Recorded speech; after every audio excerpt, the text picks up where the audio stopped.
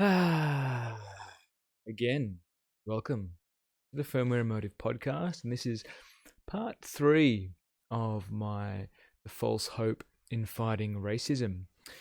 Now, if you enjoyed the other two or had questions about the other two, I'd love for you to send me feedback. And if you struggled with sitting with some of the emotions and felt like there was some trauma coming up for you that you didn't have a container for, then by all means, send me a message. Let's talk it through. I'll help you feel whatever you feel like you need to feel. That's my gift. It's my skills. That's why I'm a healer. That's what I'm doing. Now, in this one, I'm going to talk about First Nation, and I was having good chats with two of my roommates, who've done more research than me into the Australian history of Aborigines. And what I love about the house I'm staying in at the moment is that we're all so intellectually diverse and background diverse, and we've come from all different walks of life, and we all have different healing gifts.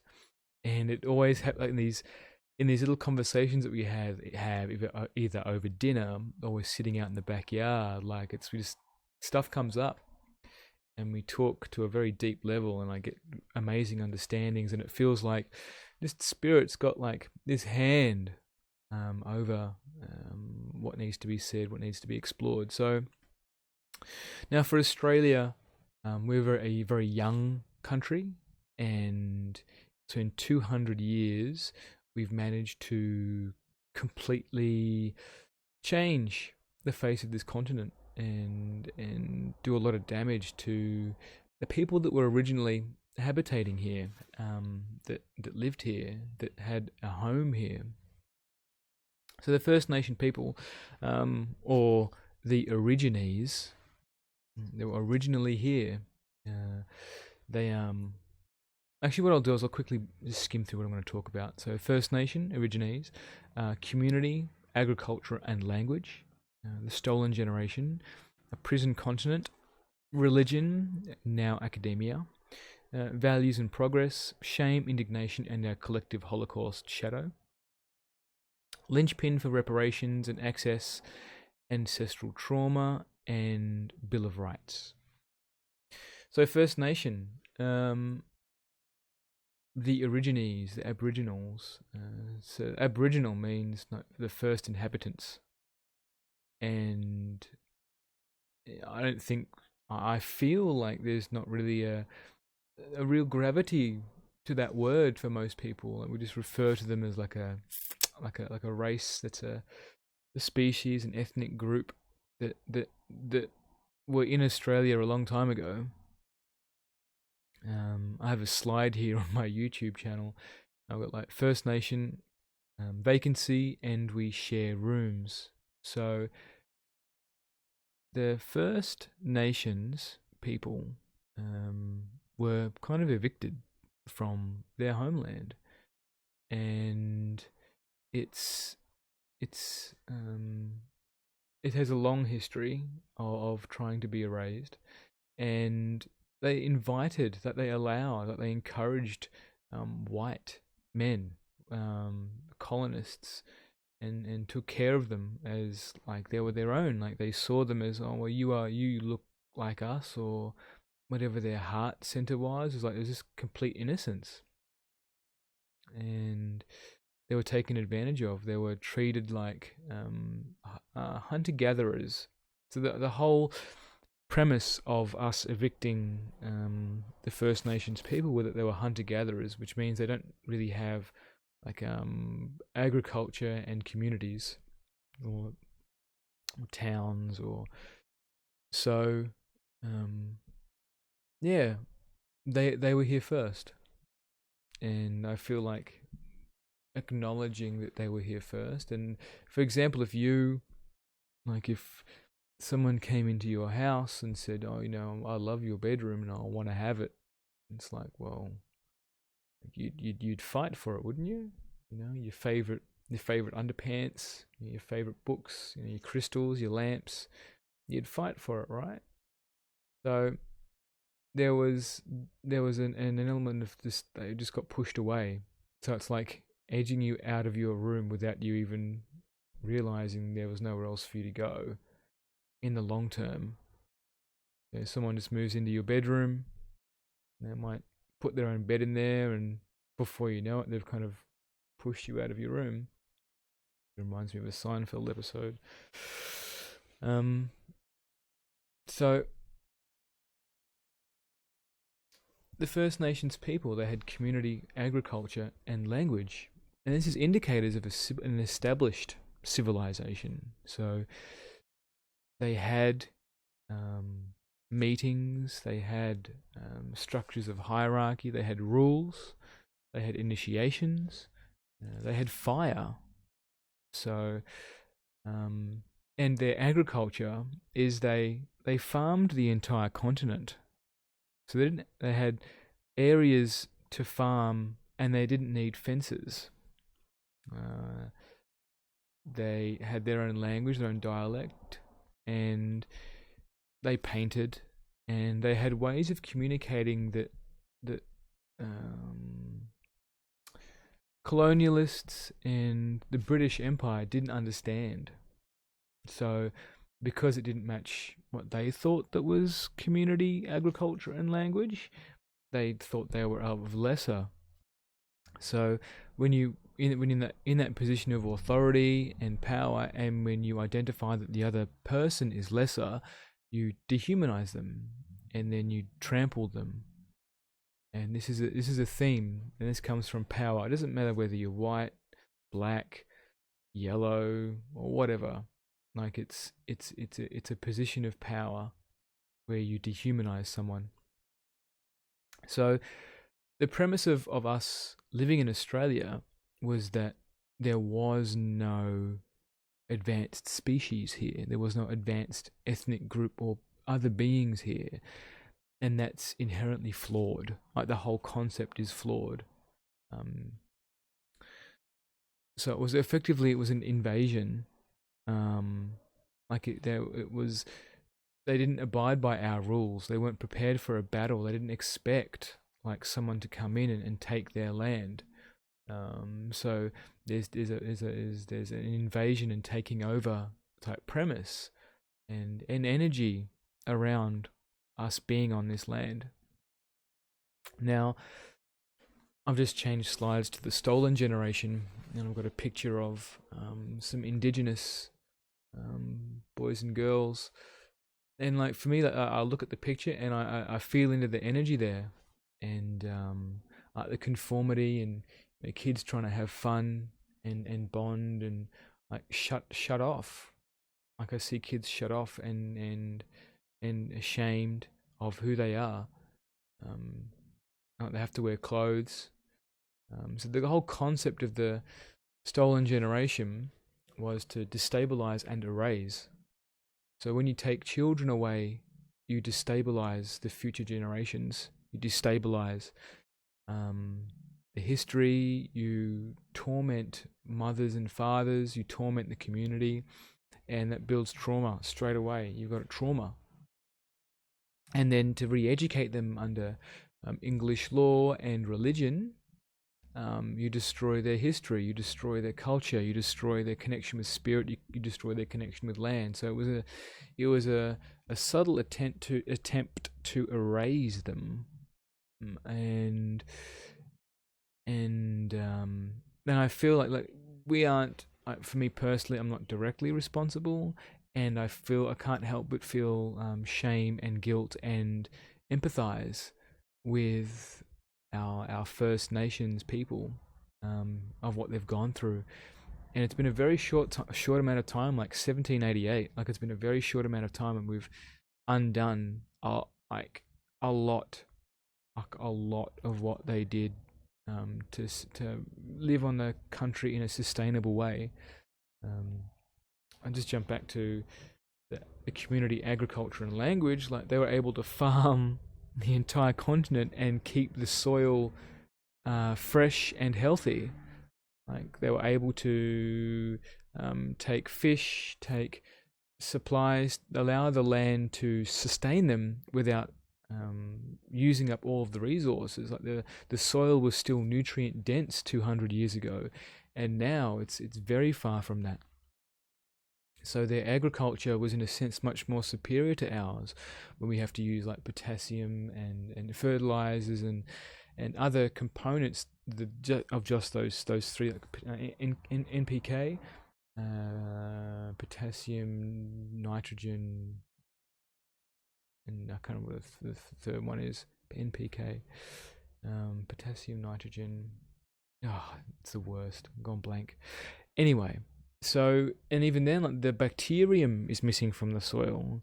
So there's bacterium that can be, like, biodynamics has got techniques of how to restore that, and the soil isn't as healthy as it was. So the food doesn't have all the nutrients that it used to have, or could have. Now, Australia was a dumping ground for convicts. Like, the UK hadn't come up with a sensible way to rehabilitate people that have broken the law, or understand like how poverty and people just want to survive and they're going to break the law in order to do that. So like pickpocketing and stealing bread and wanting to survive, so they shipped them off to Australia. So Australia was a prison continent. And when you can't rehabilitate people that have broken the law, or when you shame them and dehumanize them in that way, like, you put your humanity under siege. Like, humanity as a whole is under siege. That's under the hyperdimensional component. However, like, I've got a slide I've just changed to of some of the prisons that were in Australia. One, Fremantle prison, I think this was, in Western Australia. And I've got a picture of like black men in chains, like just like having their souls kind of destroyed, like their spirit destroyed. And then I have another photo of an even older picture, before color photography, of men in tribal garb, in chains around their necks. So when the native Australians, first Australians, the Originese, were pushed out of their feeding grounds, they were so hungry they just wanted to eat. So they would start looking for chickens and sheep and anything that the colonists had started to farm to eat. And I'm pretty sure if you were in the same position, you would too. So farmers and whoever the law was would arrest them and put them in prison for trying to survive without understanding how the situation was created. And we do this in many ways in civilization, when we feel like we know best, and we move in and we move out people that we see are lesser than us, lesser than our beliefs, lesser than what our metrics are for advancement and progress. So hundreds of black men were buried everywhere, and women too. And this is part of the past that in Australia is, I feel, needs to be addressed and felt into and made valid. So we basically annihilated a whole ethnicity. I want to keep using contextually. I need to use race. Like, we annihilated our First Nations people, and that was done under the guise of like religion at the moment, where like they needed to be brought under the banner of colonialism and teach them about God and Jesus, and now that's moving into more academia, where you've got two tiers of academia. One that supports like taking children away from their parents. The stolen generation is still going on. It is still well and they're alive today, and now it's under another umbrella. So it's now Docs does it, and there's not a due diligence around like helping parents parent Like if there's trauma there, if ACE scoring wise, if there's trauma there, there's going to be drug abuse, there's going to be sexual abuse, there's going to be neglect, and just taking the kids away from their parents is not always an answer. And I feel like there will always be a case by case basis. However, this is being supported by academia, and also in academia, they're using the concept of like white power and privilege and all this kind of stuff to turn white people into an enemy, and that's not healthy either. Like I understand that's academically how it looks historically, and I feel like it's becoming like a method just to destroy everything. Like there is some good in everything, and if you can't see that, then I feel like you're at a loss. Like there's good in everything, and everything can be changed. So there is some good in academia. It does give us some checks and balances when it's in integrity. And I feel like movements that want to actively help people out of whatever oppression that they're in, and at the moment, trying to push Aboriginal people to be a certain way is oppression.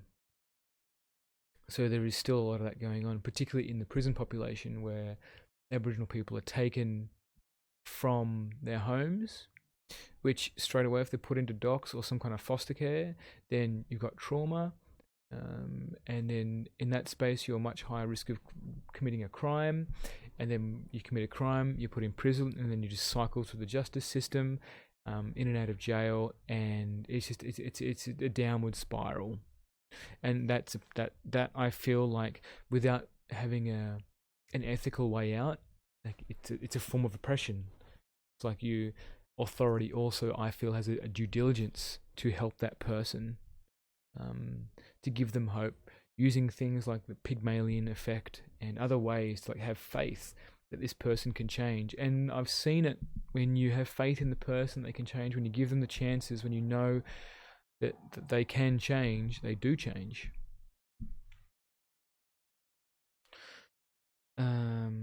Values and progress is the next slide I've moved to, and I've got space program on the left hand side and Uluru on the other side.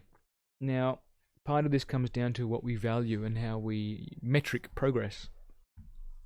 Now, for the Western world, we could value progress as like technology and quality of life in the framing of like education, finance, and property, and assets, and children, and holidays, and position, fame, popularity, all that kind of stuff, and how we metric that progress. Like how big your house is, how many Instagram followers you have, like how many clients you can convert, how many children that you have, how people see you at your local church or synagogue or mosque. It's like, that's how you metric it, right? And then the First Nations people had different kinds of values and different kinds of progress. So their values were tied in with the land, and progress, I feel, was about like living with the land and telling the stories of the land, like the next generations, like how do they tell the stories, like artwork, like the farming practices. Like there's a whole tapestry of like just different. They clash, and when values and those kind of metrics clash, that's when it comes down to a power imbalance. And with the power imbalance, it's who has the biggest weapons wins. And that's a very authoritarian and power way of achieving your values and progress. And we see that same with the Native Americans and African Americans and anywhere else in the world where there was like an indigenous culture that was annihilated by others that had better weapons. And I feel like there's some right now is a time when we can make decisions where both have elements that we need, like the volume of depression in the modern world. Modern's got like almost like a pejorative attached to it, like it's weighted, like it's better than. Like the technological world, let me say that, the technological world has got value, and so does the ancestral world. So I feel like we're in a bind at the moment. Is trying to work out what's what and what's valuable. Like in the technological world, we struggle with depression, we struggle with illness, we struggle with this disconnect from land. Like we struggle trying to head things off at the past in a heady way. Like we try and make sense of things, and we get stuck in loops, and we don't listen to our bodies. We don't listen to the inner authority that we have in our bodies. And like we always go out, for the majority of us, we go out to nature to relax. And a lot of us enjoy being in the garden. A lot of us enjoy having plants around. A lot of us enjoy hearing like birds sing or being by the water. And Australia's got so much beautiful spirit in it when it comes to the land. And there are also some places that are tormented. However, like I feel like that the trying to work out the balance between the values and what we metric progress as is really important at the moment. Like what we consider progress right now still has us suffering. Like we need to take a step back and have a look and go, like, am I suffering in my job? Am I suffering with my family? Like, what else is going on? Like, unplug and have a look. What is going on? Like, how far have I disconnected from my soul's journey? Shame, indignation, and our collective Holocaust shadow. So I've just got a slide here of all of the known sites in Australia where there was mass killings, and there's a lot. In Tasmania as well. Tasmania's included in this, and like whenever I've spoken to like multi-generational, like thoroughbred Australians, colonist Australians, about like Aboriginal history and owning some of like the shame and indignation and our Holocaust, our continent's Holocaust, really struggle with it. And I feel like, and I get it. Like if you haven't got emotions for yourself to hold your own grief, like what you've experienced in your life, like how the hell are you supposed to hold like collective grief around a group of people, like a species, like a people that were annihilated? Like how can you possibly? So there's a lot of continents that have collective shadow around their own holocausts. Germany is one, and Germans can't talk about the war. They cannot talk about their collective grief around the shadow. I've spoken to many Germans, and they struggle with talking about the war. Even like when how they were tacit in what happened, like just owning that, you know, they were caught. They went along with something, and then it was before they knew it, it was too late. And like just the grief in that is important to look at, and Germans carry it. They carry, and they've learned to overcome it with like their rigidity and structure. And Australians, I feel, have learned to overcome it with their apathy and their willingness to escape and run from responsibility. Like Australia is a very much land of the free. Like we've got a lot of freedom to do whatever we want for the most part, say whatever we want for the most part, and it's a very relaxing country. And there's a lot of responsibility dodging that goes on here. Like if you go to certain places that are more warmer in Australia, you get that vibe. Like everyone likes going to like the Northern Rivers, particularly in New South Wales. And it's like it's a relaxed vibe, you know, feet up, chilling, vibing, and even further up, like in Queensland, you know, it's chilling, vibing, you know, not needing to worry about anything other than, you know, what's going on in the garden, what's going on in the footy, what's going on in the news, like how is this going to affect negative gearing? And it's something that we run from as Australians. And once we start to unstitch this, once we start to look at, but we invaded a country and we took over because we thought better, I think we're allowed to heal this and grieve this and just be more at peace and at one with like our brothers and sisters, our Indigenous, our First Nations, our Origines, our Aboriginals, our Aboriginal brothers and sisters, and then they are the linchpin to a lot of things. So if you ever wanted to have a look at like just the volume of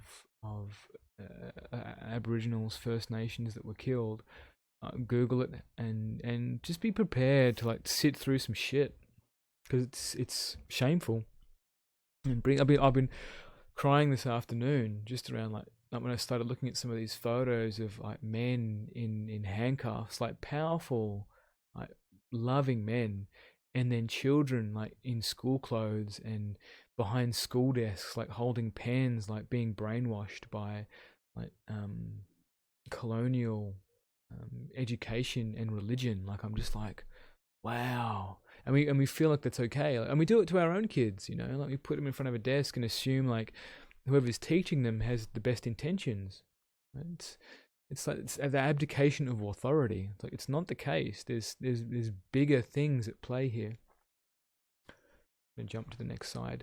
So yeah, it's this is the linchpin for reparations and accessing ancestral trauma. So like there's so much evidence that Aboriginals were a civilized race. They were a civilized culture, and from huts to agriculture to like how they farmed for fish in certain parts of Australia, and it's a political and ethical and just smear on humanity. It's a smear on the crown. It's a smear on their deaths is a smear on the perfect record, or assumedly perfect record of the crown, and they will try anything to try and get rid of it, try and bury it, not allow it to get into the mainstream media, pay to keep it out. And there is so much in this, like for all of our healing as well, around like multi-generational trauma. There's so much that the First Nations people can teach us about community and living off the land and connection to spirit, and they've got the keys for all of it. Like the selfish thing is like they can help us heal, and then the altruistic bit is like I want to see them healed. Like I don't like seeing people suffer, which is again selfish. Like I don't like seeing people suffer.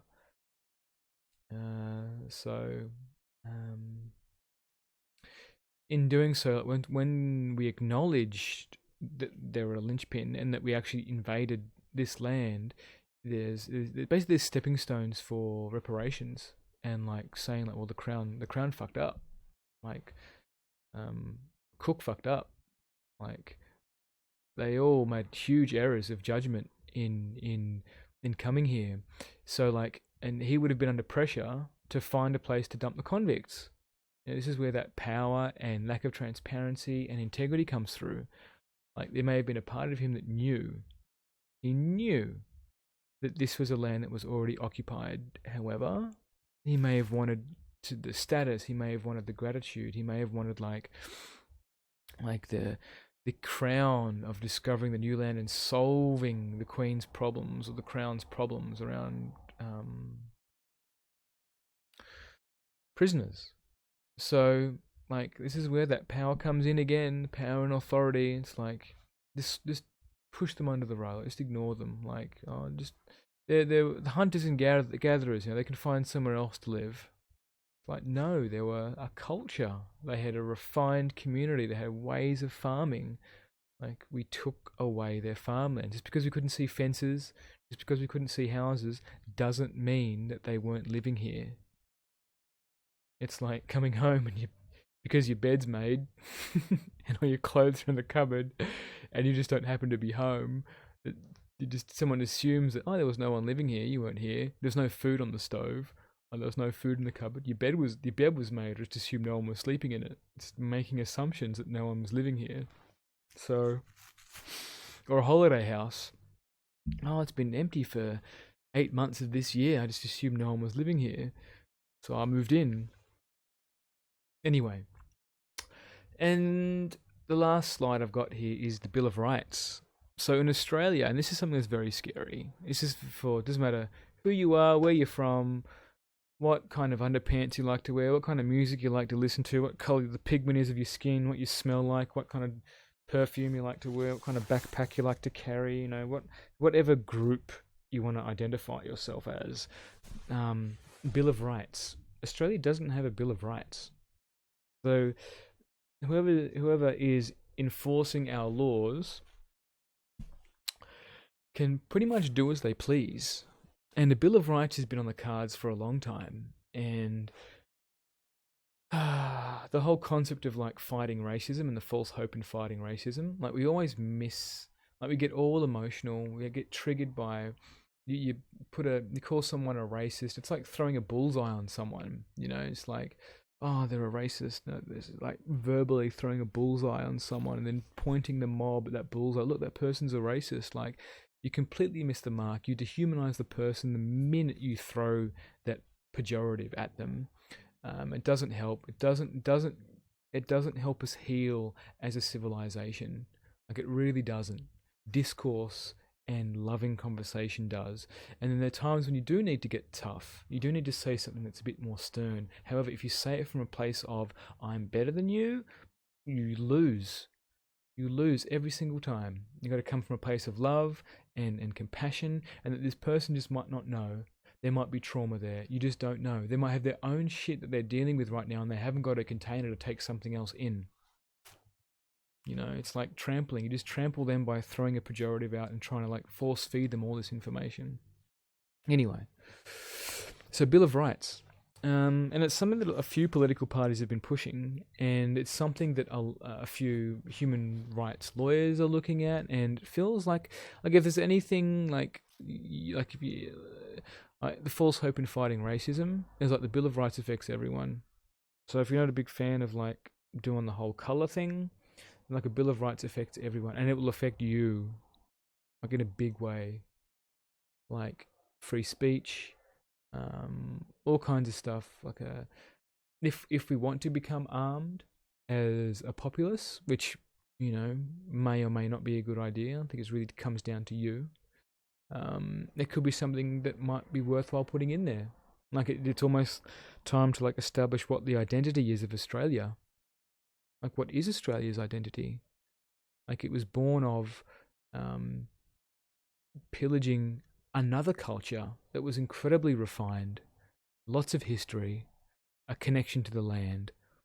Like, we can make a difference here by connecting to that and finding out, like, what does it mean to you? Like, where this is like, this country is like one of the last points of being able to reconcile like all this colonialism and this raping and this pillaging of the land and of people in the name of power and religion and academia.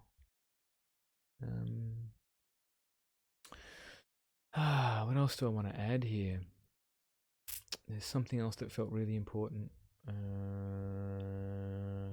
And it relates to Bill of Rights, it relates to culture, it relates to doing what feels right for you. Oh yeah, abdicating your authority. So I'll talk about this a hell of a lot.